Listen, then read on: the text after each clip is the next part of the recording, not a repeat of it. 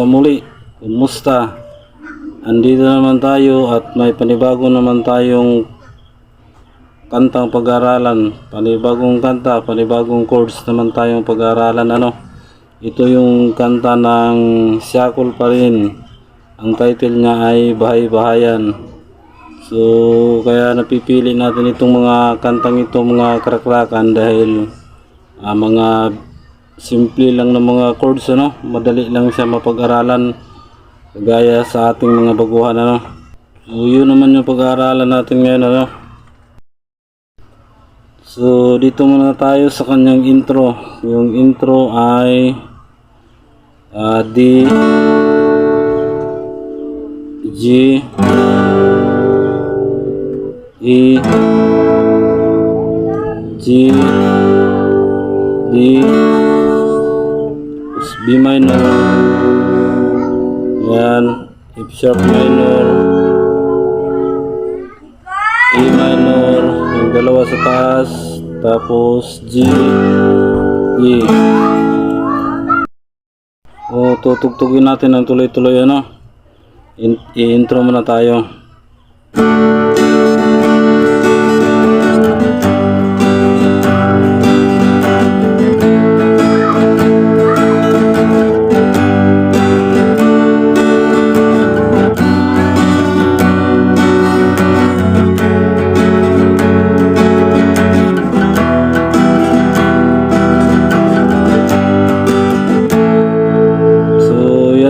Kanyang intro, kung tuloy-tuloy na tutugtugin. Tapos yung pattern ng kanyang strum ay down, up, down, up, down lang para sa mga baguhan, para madali lang matuto. Down, up, down, ganyan lang. Down, up, down, down, up, down, up, down, down, up, down, up, down, down, up, down, up, down. So yan yung intro nyo. Sa kanyang verse naman, ang chords ay D, yan, G, G, E, G, B, B minor,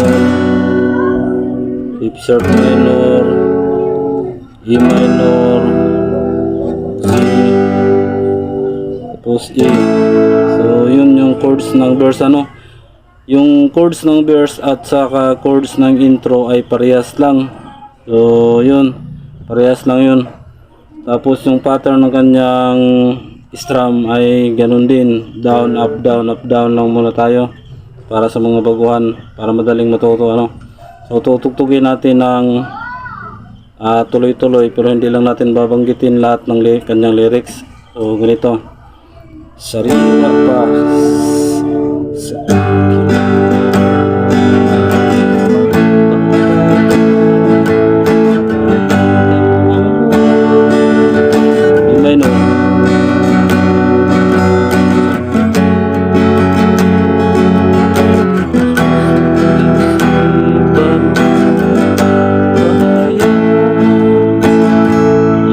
yan yung unang verse na. Tapos yung sa pangalawang verse ay ganun pa rin yung chords. Dito tayo sa pangalawang verse, yung chords niya ay ganun pa rin, kagaya pa rin ng intro at saka yung unang verse. So tugtugin natin. G,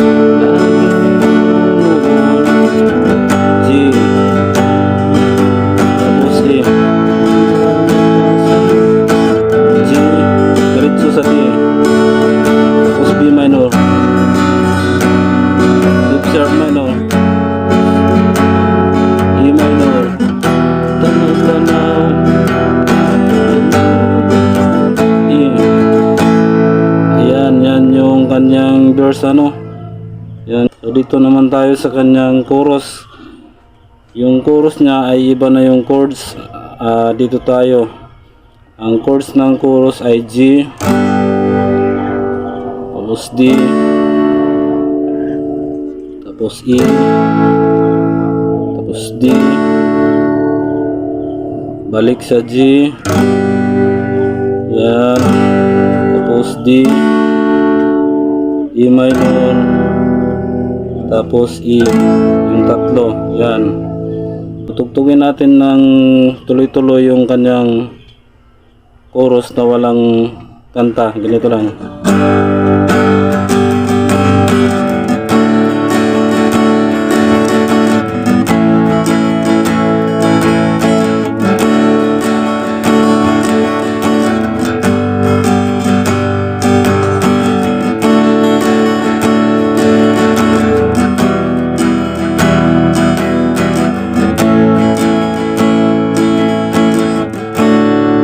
Yun.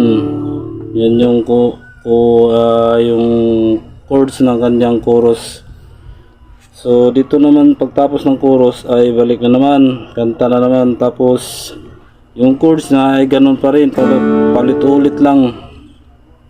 Ulit-ulit lang. Yan, D, G, E, G, baba sa D, B minor, F sharp minor, E minor, G, yan, E, yung paulit-ulit lang ano. Tapos yung sa adlib niya, ang instrumental niya ay ganito.